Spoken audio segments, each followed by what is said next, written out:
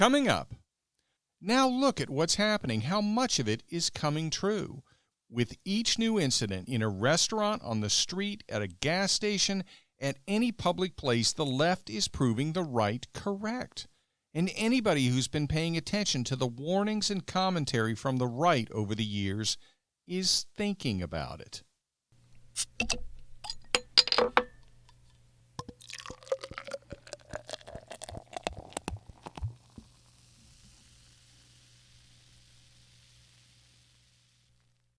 Welcome back to Political Spirits. I'm your host, Franklin Rye.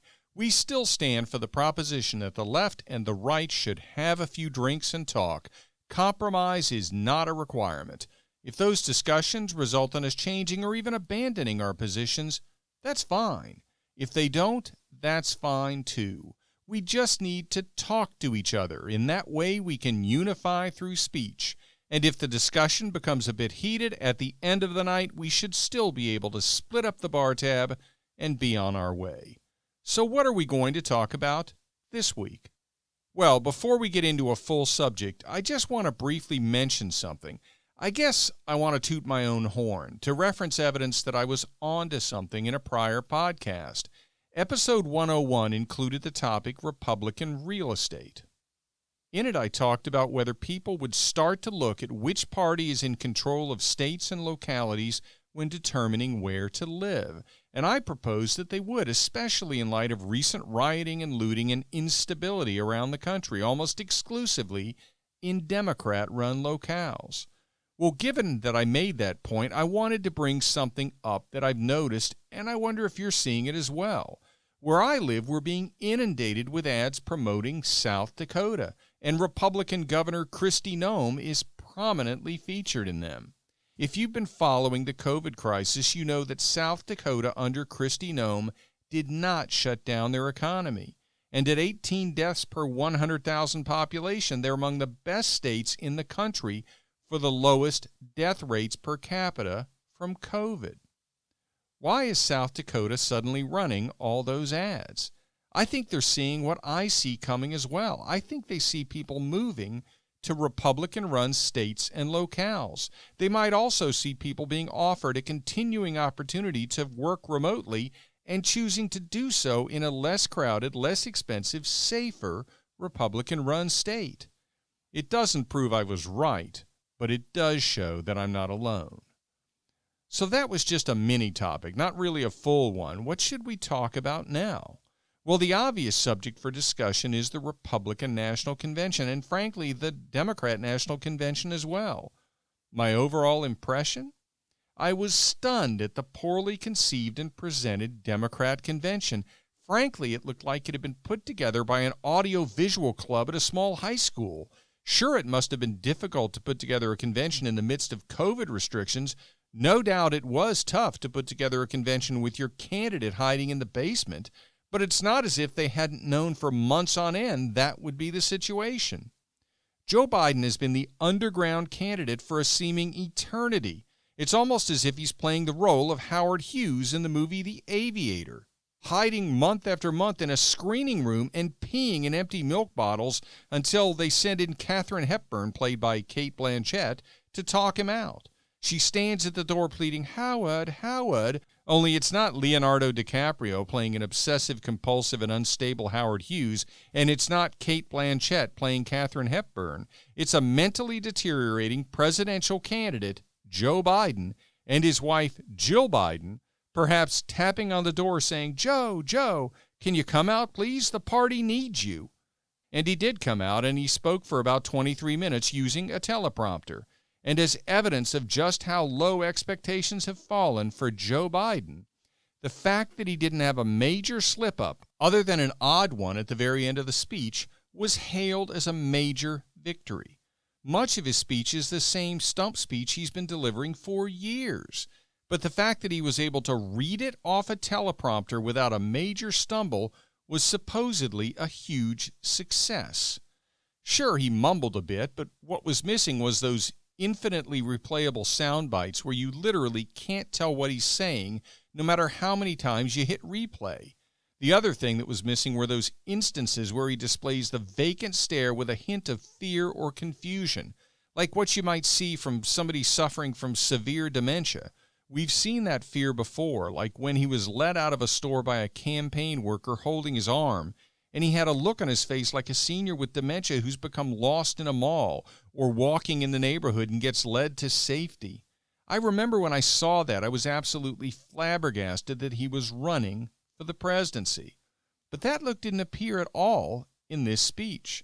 And the look of confusion that we've seen from him when sitting at a desk in his basement with notes all around him and likely a teleprompter wasn't present either. And that was declared a success. But why wasn't that look present? My theory? Joe Biden has been a politician seemingly forever. He first became a senator in 1973. We sometimes forget how far back that really is. But I was reminded of it just yesterday. I was listening to one of the podcast episodes from a few months back. Yes, I do listen to them over again. It helps me keep track of the way my presentation has changed over time. In this instance, it was episode 84, the interview with renowned author Thurston Clark, who wrote Honorable Exit, about the bravery of American personnel trying to evacuate South Vietnamese allies at the end of the war. I bring that up because I'd forgotten that when we were discussing, during the interview, the subject of the positions of members of Congress about South Vietnamese evacuees, he mentioned Senator Joe Biden. This was the Vietnam War, not the war in Afghanistan, not the second or first Iraq War. This was Vietnam. That's how far back Joe Biden goes as a senator. So why do I bring that up? Because Joe Biden has been standing behind a podium and looking at a teleprompter and giving speeches for longer than many of the people listening to this podcast have been alive. And he was delivering a speech, much of which was the same as he's been delivering for the entire campaign and even beforehand. So why do I think he didn't have any major screw-ups in those 23 or so minutes? Because he's been doing it for years, saying the same thing he's been saying for years. So what would have produced the screw-ups, the confusion, the mumbled phraseology that nobody can interpret? Just put him in a different setting, at a desk looking at the screen in a Zoom call, in a group of reporters on a tarmac or in a parking lot, actually asking him questions on the campaign trail. That would be enough to periodically provide the confused mumblings which we've seen so many times over the last year. Now think about putting an individual in the Oval Office who's deteriorated to the point that those simple changes represent a real challenge to him. How on earth is it possible that a person suffering from that extent of reduced faculties could perform, let alone succeed, in what may be the most challenging job on earth, President of the United States of America? But hey, how could we doubt him? He read for 23 minutes off a teleprompter. Woohoo! By the way, don't expect this to be the last time that the media goes over the top with their celebration of Joe Biden's performance. I've been saying for quite some time that when he finally debates Donald Trump, if Biden doesn't collapse in a puddle of drool, the press will declare him the winner by virtue of exceeding expectations. So did the Democrat National Convention exceed expectations? Not even close. The best performance actually was Joe Biden, but because he didn't fail, he didn't have a major slip-up. The rest of their convention came across as unprofessional, beset by technical glitches like displaying multiple images of the same person on the screen at the same time, as if the delegates were clones of themselves. It featured a musical production and attempt at comedy so cringe-inducing that it felt like a Tommy Wiseau production. Okay, that was another obscure pop culture reference. You might have to look that one up, but trust me, there's no shame in not recognizing that name. What about the Republican National Convention? Well, frankly, I was blown away.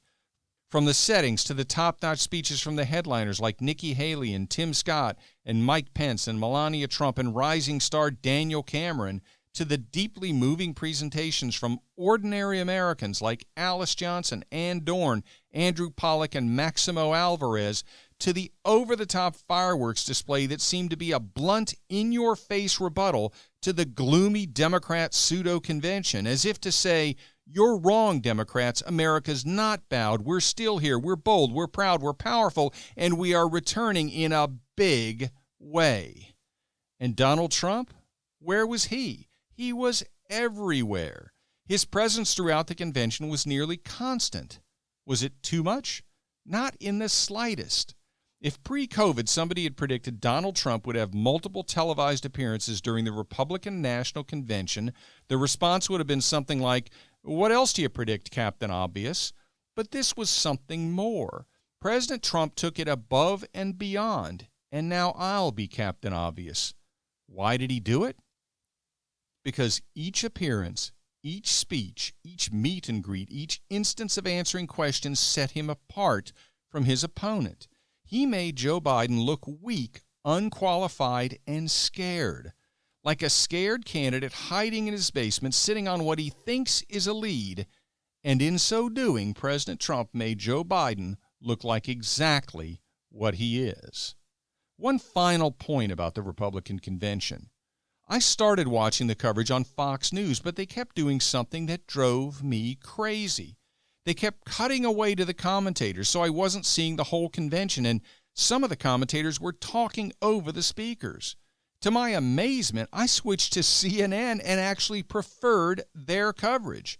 Not because of the commentating. That was every bit as absurd as you would expect. I preferred it because they ran the speeches in their entirety. And then, when there was a gap in the speakers, they went to the commentators. And then they went to a fact-checker whose spinning of every claim to try to discredit it was so strained that they lost whatever infinitesimal level of credibility they had remaining. So why did I keep watching it on CNN? Well, not just because they ran the speeches in their entirety, but also because I was able to watch the commentators. And that was revealing. It wasn't just revealing because of their deceptive spin, like when they said that the U.S. did poorly under Trump-Ray COVID by stating that Europe did better, but failed to point out that the country with the most deaths per capita from COVID in the entire world is Belgium. And in addition to Belgium, the UK, Spain, Italy, and Sweden have more deaths per capita than the U.S. Or when Jake Tapper criticized Donald Trump Jr.'s speech because it focused on talking about his father being a great leader rather than trying to humanize him. Go figure.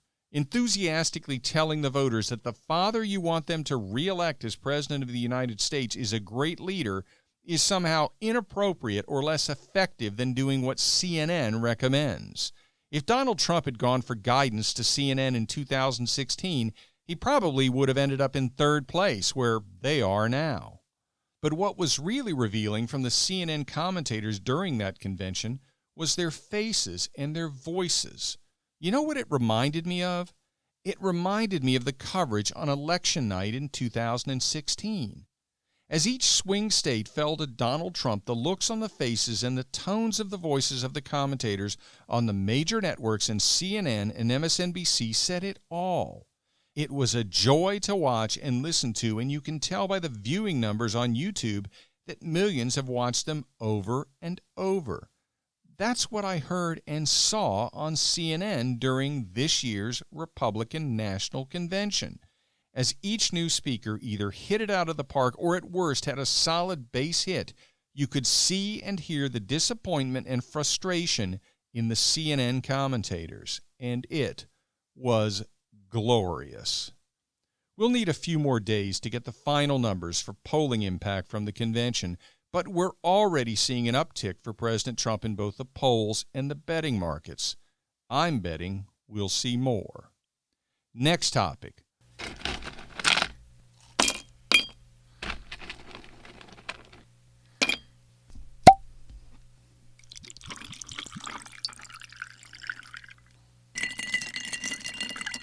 The left's in your face and they're losing the race.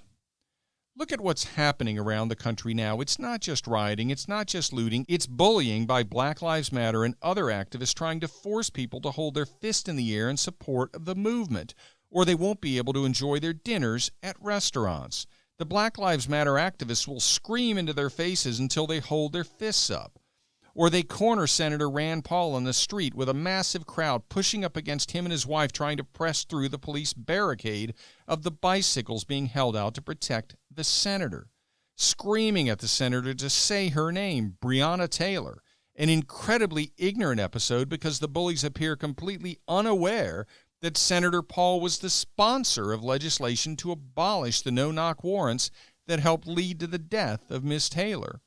Or they use a human chain to block off access to a gas station, and when the driver of a huge heavy-duty Ford pickup managed to push his way through, they scream in his face demanding that he say her name.